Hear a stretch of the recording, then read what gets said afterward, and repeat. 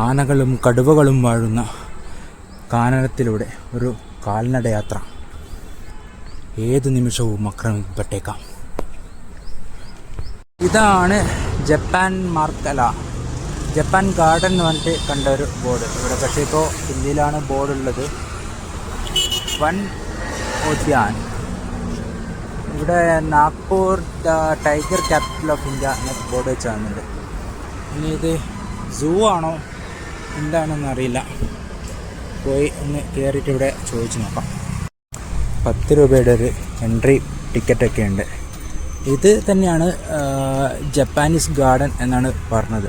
ഇത് ഇവിടെ സൂ അല്ല, ജസ്റ്റ് ഒരു ഇതുപോലെ എന്താ പറയുക,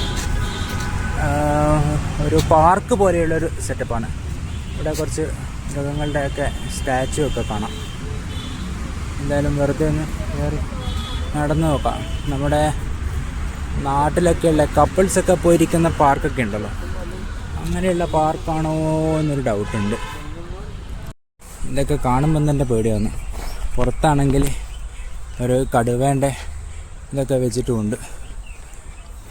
ഇനി കടുവ എങ്ങനെ ഉണ്ടാവോ? കാണുമ്പം തന്നെ ഒരു പേടി തോന്നിപ്പിക്കുന്ന സ്ഥലം. പക്ഷേ ഒരു രസമുണ്ട് കാണാൻ. നല്ല ഭംഗിയുള്ള എന്താ പറയണ്ടേ, ഒരു ചെറിയൊരു വനം പോലത്തെ ഒരു സ്ഥലം. നടന്നു നോക്കട്ടെ. അയ്യോ, അല്പം അഡ്വഞ്ചറും ഒക്കെ ആവാം.